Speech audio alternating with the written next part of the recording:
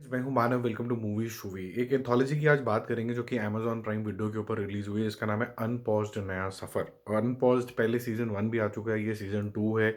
और नया सफ़र जैसे इसका नाम है, जैसे नाम इसका सजेस्ट कर रहा है, इसके अंदर स्टोरीज के अंदर आपको बहुत गहराई से पैंडमिक की कहानी दिखाई जाती है, कैसे अलग अलग लाइफ इम्पैक्ट होती है, कैसे अलग अलग लोग इम्पैक्ट होते हैं।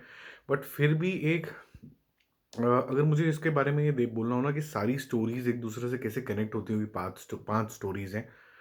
तो मेरे ख्याल से जो स्टोरी यहाँ दिखाई जाती है दुख भरी तो है, लेकिन वो होप और कहीं ना कहीं अपने आप के से ही लड़ के राइज की कहानी है। अब देखो, इसको वैसे तो 5 स्टोरीज़ हैं, तो मेरे को करीबन 5-5 मिनट लग जाएँगे एक-एक स्टोरी को समझाने के लिए। तो मैं आपको ब्रॉडली बताता हूँ कि आपको ये क्यों देखनी चाहिए या नहीं देखनी चाहिए। पहले तो सीज़न 1 और जो सीज़न 2 है, दोनों का लिंकेज लॉकडाउन से ही है, कोविड से ही है। जहाँ पहला वाला जो सीज़न था, वो लॉकडाउन और फँसे हुए लोग और उनके रिलेशनशिप्स के ऊपर फ़ोकस करता है, उनके ऊपर क्या इम्पैक्ट आता है डायरेक्टली, वो ज़्यादा फ़ोकस था।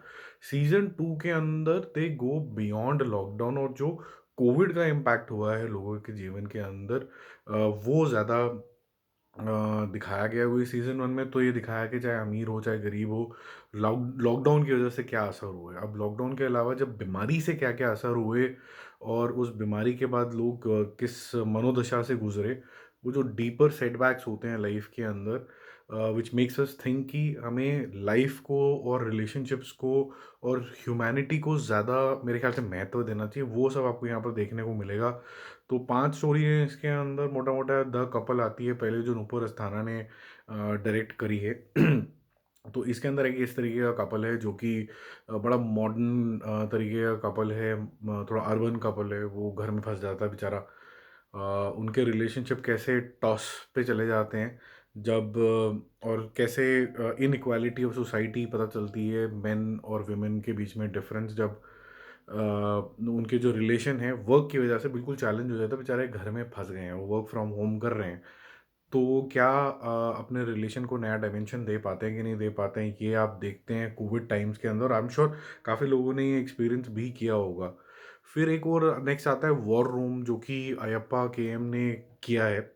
ये भी काफ़ी ज़्यादा इंटरेस्टिंग लगा मुझे, क्योंकि यहाँ पर अब एक ऐसे ग्रुप ऑफ लोग देखोगे जो कि अच्छे लोग हैं, वो क्राइसिस मैनेजमेंट कर रहे हैं, कोशिश कर रहे हैं किसको कहाँ बेड दिलाना है, कोई पेशेंट फ़ोन कर रहा है, कहाँ क्या चीज़ अवेलेबल है। जब मेरे को भी कोविड हुआ था लास्ट ईयर, तो ऐसे बहुत सारी संस्थाएँ भी थी, प्रोएक्टिव लोग भी थे, फ्री ऑफ कॉस्ट वाले भी थे, कुछ पेड भी थे। सब लोगों ने ऐसा किया था और मुझे भी हेल्प इस तरह की पड़ी, तो I can relate to this story. But यहाँ पर एक जो मेन मैडम है यहाँ पर, जो उनकी कहानी यहाँ पर दिखाई जाती है, उनको एक कॉल आता है बेड के लिए, फिर उनके जीवन में क्या चेंज आता है। और जैसे मैंने बताया कि राइस की कहानी है, क्या वो राइस टू द ओकेजन करती हैं कि नहीं करती हैं, और वो क्या चॉइसेस लेती हैं, वो आप देखते हो। क्योंकि जो फ़ोन कॉल जो बंदा उनको करता है, उनका पहले से कुछ रिलेशन होता है उसके साथ, और उसके बाद आप स्टोरी डिस्कवर करना, आपको समझ में आ जाएगा मैं क्या कहने की कोशिश कर रहा हूँ। फिर एक और है, कुछ अननोन लोग हैं थर्ड स्टोरी के अंदर जो मिलते हैं, जो कि रुचिर अरुण ने करी है, उसका नाम है तीन, हाँ, तीन तिगाड़ा टाइप का कुछ उसका नाम है। वो ये दिखाता है कि ये जो ह्यूमन नीड है ना, कि हम सोशल एनिमल हैं, और सोशल एनिमल का मतलब होता है कि हमें एक दूसरे की ज़रूरत है ही है, हमें एक दूसरे से बात करनी ही करनी है। वो मेंटल इम्पैक्ट हो जाता है अगर आपको बंद कर दिया जाए तो।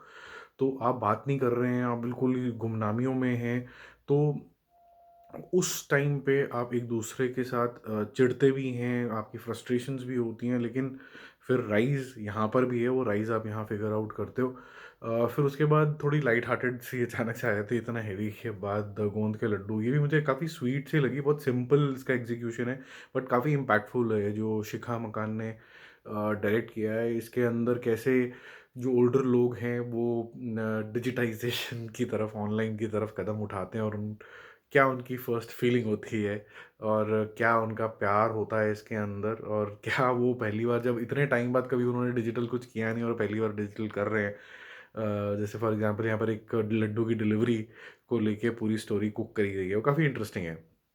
देखो, और फिर लास्ट वाली जो स्टोरी है वो सबसे ज़्यादा हार्ड हिटिंग है।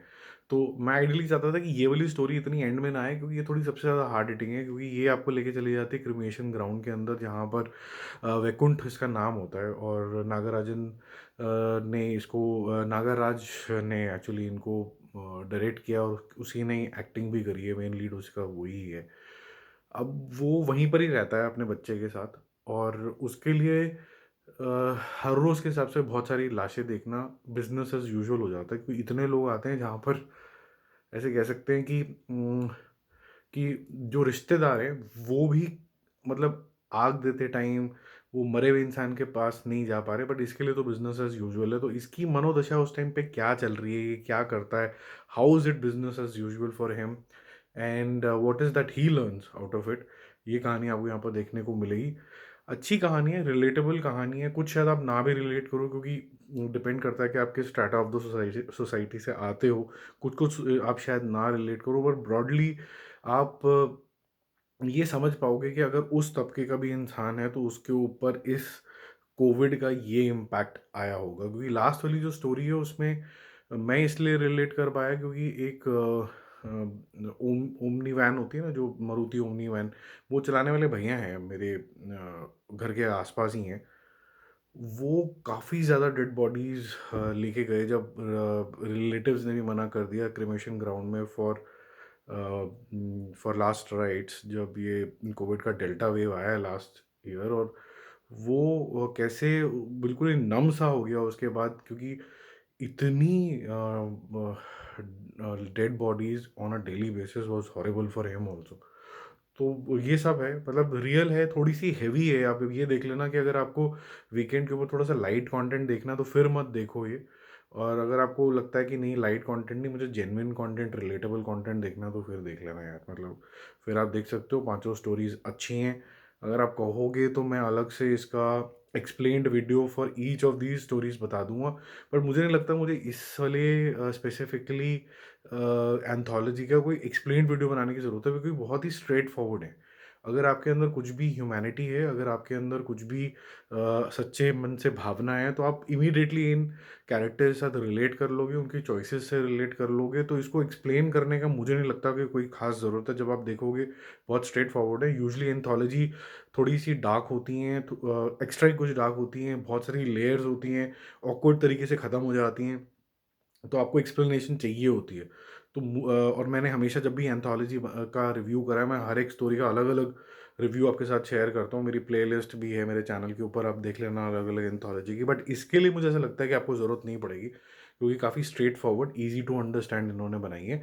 जैसे इनका सीज़न वन भी था, सीज़न वन में भी आपको ज़रूरत नहीं है कि एक एक स्टोरी का अलग अलग से एंडिंग एक्सप्लेन्ड और ये सब चीज़ों की आपको ज़रूरत पड़ रही है। बट अगर कोई स्टोरी अगर आपको नहीं समझ में आ रही है, आपको लगता है कि इसने ये चॉइस क्यों ली, शायद आपका क्वेश्चन मुझे लगता है वॉर रूम में शायद हो सकता है वो, और मेरे ख्याल से द कपल में भी हो सकता है। इन दो में तो फॉर श्योर हो सकता है।